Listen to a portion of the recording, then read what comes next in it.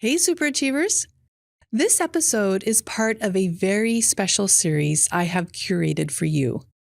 Your level of emotional intelligence is one of the most significant contributors to your success in life, however you choose to define success for you. In my emotional intelligence workshops, I use the EQI 2.0 model to help professionals and leaders assess how they are doing in self-perception, self-expression, interpersonal relationships, decision-making, and stress management, the main areas of the model. The model contains 15 competencies grouped into each of the areas I just mentioned. You can learn more about the model at mhs.com. So what is so special about this series? Each episode is a deep dive into a competency from the model with an expert who provides you with strategies for improving your emotional intelligence. In this episode, Rebecca Ondrey shares the importance of empathy in your personal and professional relationships and how to use it effectively. Rebecca is a leadership coach, diversity, equity, and inclusion specialist, and facilitator who lives in Northeast Washington, D.C. She works as a consultant for OKA, a training, consulting, and publishing firm headquartered in Fairfax, Virginia. Welcome, Rebecca. Thank you for joining us again. Thanks for having me back, Chris. Well, for those people that didn't listen to the first episode, can you share a little bit about your background? Sure. I work for a company called OKA. We're a consulting, training, and publishing firm located in Northern Virginia. And I do a variety of things here in my role. One is that I'm a coach. I'm also a facilitator, a trainer. And I love what I do, love our team. And we're just excited to be here today to share a little bit about emotional intelligence. I love it. Well, on the topic of the day, empathy. Very important. So, first of all, what is it, and why do we need to care? So, empathy is our ability and our willingness to take notice of and be sensitive to other people's needs and feeling. Empathy is critical to building sincere, meaningful connections. It helps us build bridges, it helps us build inclusive, cohesive teams. Empathy is the component that sometimes is missing. But it helps us build better relationships. It helps us build strong bridges that will last. Now, I know there's a couple of different forms of empathy. There's, what was it? Cognitive and affective. So I know there's some misconceptions out there about empathy, thinking that, I have to feel the same thing they're feeling.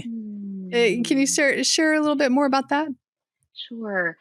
Empathy is, I would describe it as an openness or a curiosity, right? So it's not taking on people's feelings. I mean, it could be if you're practicing too much empathy. I know we'll talk about that a little bit later, where I'm overly engaged. I may take on too much and feel what other people are feeling. But empathy, I think in its purest form, is an openness, is a curiosity. It's paying attention. It's very outward focused. So instead of some of these components that are very much about me and looking inward, it's very outward focused. It's like a radio signal that's zeroed in on others and what they're feeling, what's going on with them.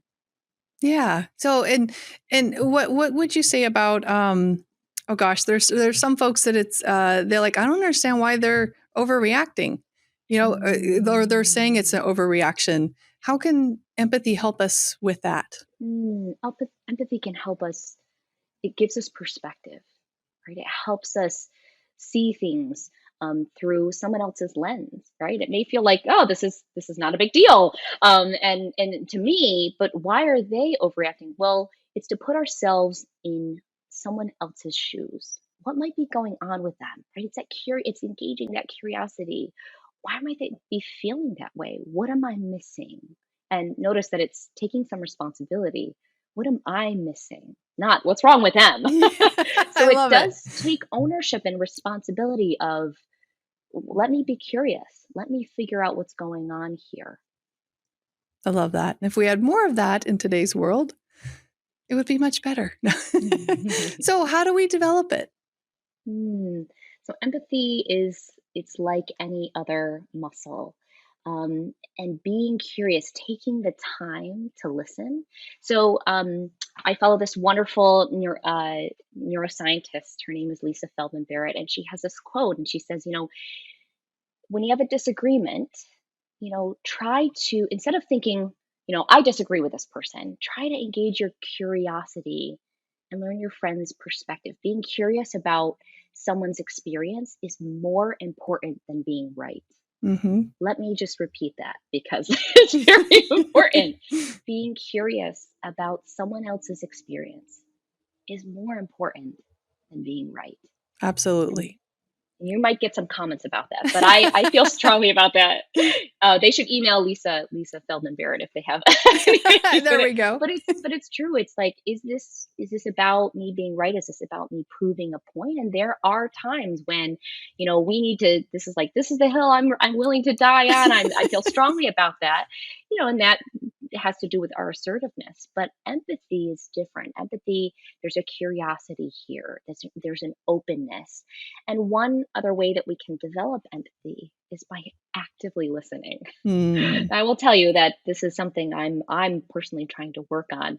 all of How us. often do we have conversations with our partners, with our kids, with our coworkers, and we're like, yeah, and I'm Every like, day? I'm on my phone and I'm multitasking. And in the name of multitasking, right, I feel like I'm safe to like nod and you feel like you're heard and I get some things done over here. But true active listening has to do with being fully present, right? Just hearing someone is passive, but Yeah. listening, it's active. And most of us don't listen with intent to understand. We listen with, okay, what are the relevant things that I need to hear? And I'm listening to what I need to hear to reply Yep. rather than listening with the intent to understand. And so listening to someone truly, there's a little bit of like letting go of self, right? And more of being outward focused, dialing that radio signal to that person and fully listening, being fully present. Another way we can develop empathy is by asking open ended questions, right? And this is tricky. And if you have children, and you're like, how was your day? Good. Oh, okay. How was work today? Fine. Asking an open question is like, what did you like about school today? Right? Was there something you didn't like? What was challenging to you at work today? Was there anything that made you upset? Right? Those are open ended questions that require more than a yes Yes. or no response. And it requires them to think about, yeah, it prompts people and it gives you an opportunity to truly actively listen. So, those are just a couple ways that you can build that empathy muscle. I love that. Yeah, and that's one of the things that I'm working on. So building the empathy. It's funny when I see others, like they think about, oh, would you like a drink or when we're talking, or are you comfortable? And I'm like, I don't think about things like that. I mean, I'm working on it, but like trying to put yourself in that person's shoes. Yeah. And I love that. So actively listening, asking powerful questions. Is there any other way you can help identify someone else's emotional state so you know that maybe it's time to stop and Mm, ask them how they're doing? sure, sure. I think it's looking for those nonverbal, right? Those nonverbals, which is their body language. Yeah, listening to the tone of their voice, sensing like if you start feeling a little stressed or nervous, it's likely because your nervous systems are syncing up, and so they may be feeling that way too. And so just checking in with somebody. Hi, how are you feeling right now? That's a great way to practice empathy and to show that you're paying attention, right? You're engaged, you're attentive to what their needs are. And it also helps provide a safe space for them to share. So that's one thing I can think of. Yeah, and checking your nonverbals too, right? To make sure that Yeah, you're fully there with them. I absolutely. would think as well. Um, what else on when you mentioned the neuroscientist, what was her name again? Amy Feldman Barrett, she has a great book out called 7.5 Lessons About the Brain. You Ooh, can see it's my current reading material because it's at the forefront of my mind. And I just love how she draws these connections between our behavior, right, mm-hmm. and our body's budget. And so it's so fascinating. But it's paying attention to your body, right? And one of the things she talks about is that when we're together in the same room with somebody, and we have a trusting relationship, is that our nervous systems begin to mimic each other. Wow. And so paying attention, yeah, not just what you said, not just to somebody else's nonverbals, but also to our nonverbals.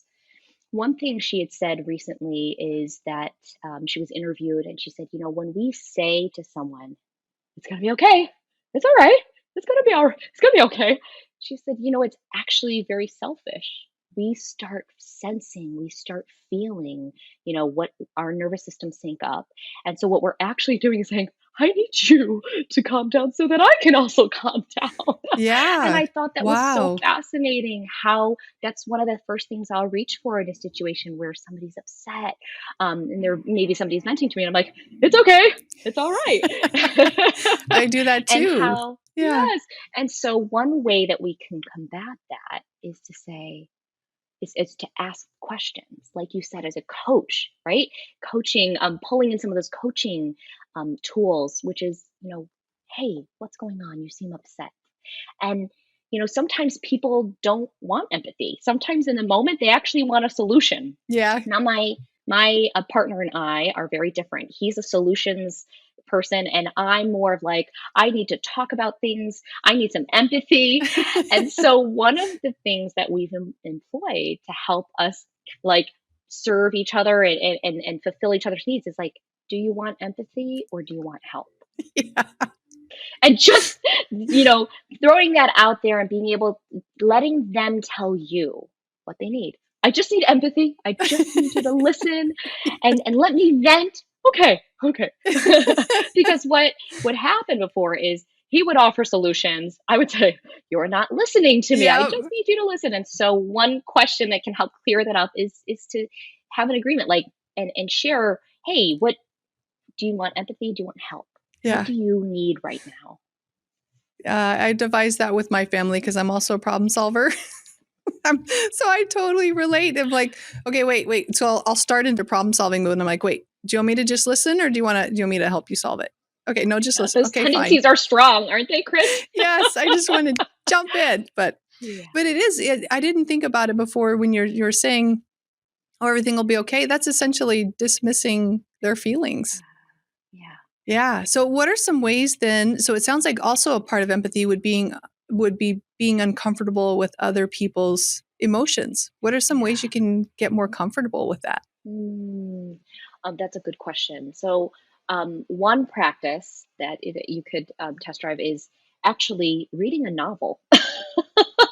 And reading a novel with like rich characters, what it does is it gets you into the mind of how this character's feeling, right? What their thought process is. It gives you perspective, actually helps you think more in terms of, yeah, what is going on behind? What I may see is just a glimpse because I'm seeing behavior, but what Hmm. I'm not seeing is everything that's going on, all of the mental holding that they're doing. And so, one of the ways that we encourage people to practice empathy is read a book, I read like a that. novel, and think about the character and really embrace and walk through the process with them, their story, and it can help develop those skills of perspective taking. Nice. And then being more comfortable with those, like negative emotions. That's difficult Yeah. for me. I know being Yes. around negative emotions and Hmm. situations. Hmm. Like I And like to be the one that's like, I'm out. this is too much. This is I know this scary. is too negative. Okay. So Yeah. how And I can we get comfortable with that? Mm, I think it has to do a lot with our own emotional management, Hmm. right? Referencing what the neuroscientist said about, if you're like, this is too negative, I'm out. And sometimes we have to make those calls, and sometimes that's the right call to make, Chris. Yeah. But if we are trying to exercise more empathy, part of it is, can I manage my own emotions where even though this is negative and really heavy and really hard to help someone carry, right? Or to sit with them, Yeah. can I set aside my own comfort, right? Can I actually truly be there with them? If you follow Pima Chodron, She has a number of books out, and something she says about compassion Mm, is that, and this can help with us sort of leveling the playing field, it's that it's not a relationship between somebody who's wounded and somebody who's a healer, that it's actually a relationship between equals. So as we, when we can truly practice compassion, it becomes real when we recognize that we have a shared humanity, that we have our own stuff. And can I sit with someone in Brene Brown talks about this when she talks about empathy, can I sit in the dark with someone and help them, hold mm, their mess? And I think, there's nothing that builds relationships, right, more than true, sincere empathy. yeah. Oh, I love that. So let's kind of switch gears here though and look at maybe someone who's overusing empathy. Mm. What does that look Well, like and how can they work on that? well, if you had met me a few years ago, Chris, you would have a perfect portrait of what overdone empathy Oh. looks like, which is I'm feeling all of the feelings. And when you're feeling something and you have a problem, it becomes my problem too. And so it's that inability to differentiate between, you know, myself and the emotional needs of others. Mm, And so it can almost seem I'm dishonest too at times, right? yeah. Because I may be holding back the truth when it may hurt, and so I may become conflict avoidant. Like I don't want to hurt their feelings, and so I'm just going to sugarcoat this and not speak the truths that maybe need to be spoken. Yeah. So that's what it can look like when it's overdone. And what do we need to do to make sure maybe I'm sure it's like balancing out some of the other stuff, but what do we need to do to make sure that we're not doing that anymore? Mm. So when there's an overdone behavior through the lens of the EQI, we always look at what's a counter behavior, right? Because for Rebecca, there's not just an on-off switch that I can flip to say, stop being so empathic and stop feeling that way. That's not how it works, unfortunately. When those muscles are really strong, you don't just stop using them, but we can lean towards other behaviors that a natural byproduct of that is it can help balance out what may be overdone. And so one of the things that I found I needed to employ, and so that people can reference your previous podcasts about other EQ elements, is that I needed to take in more data, right? So that was the reality testing of like, what's going on here? Can I see things for how they really are, despite all of the emotions that I'm feeling and that others are feeling, that I'm sort of taking on. So I needed to pull in more data. So that pause, I'm telling you, that pause is really critical because it allowed me to take in more data. And the other thing was to lean more into self-care as well, to stack up the situation. Like, I'd love to make a meal. I'd love to help this family out or do this thing. Am I okay? Am I sacrificing, my own well-being, right? To help someone else. And there can be value in that, but when it's overdone and it's constant, we run ourselves ragged. And so part of, if empathy is overdone, part of helping to balance that overdone behavior is to check in with myself. How is this affecting me? Is this too much? And like you had said earlier, like sometimes I just need to be out. There are situations when sometimes that is the best call. And so I have to check in with myself. I could check in with a friend, a trusted, confidant or trusted person to say, I need some input here. Is this too much? Or I'm feeling this way. Is this a relationship I should lean into, or should I give it a little bit of space? I love that. And I am a big proponent of accountability partners for all things. Yes, we It's always all need nice. them. Yes. So, can you share a little bit about your products and services? Sure. Well, one of the products we've been highlighting is the EQI, which is an assessment. And there's a certification also. And so I want to highlight that one because it is one that has made such a difference in my life. So, not just for our clients, I have seen it transform people. I have seen people take steps towards behavioral development and growth, and I've seen them take steps towards mending relationships. It's truly a phenomenal tool. But we have several other wonderful assessments and trainings available for people who are interested in stretching and growing, who are interested in adding to their toolkit, maybe adding some frameworks or some language, coaching. That's another thing that we've been doing a lot of lately. It's been highly in demand, which is, coaching, executive coaching, or just coaching around career, around life. So those are some products that I want to feature here today. Awesome. Well, and coaches can make great accountability partners when we're trying to work They on really things. can. There we go. Okay, so what is your final piece of advice on empathy? I think when it comes to empathy, I would offer this. I can't remember who said this, but they said, everyone is fighting a battle you know nothing about.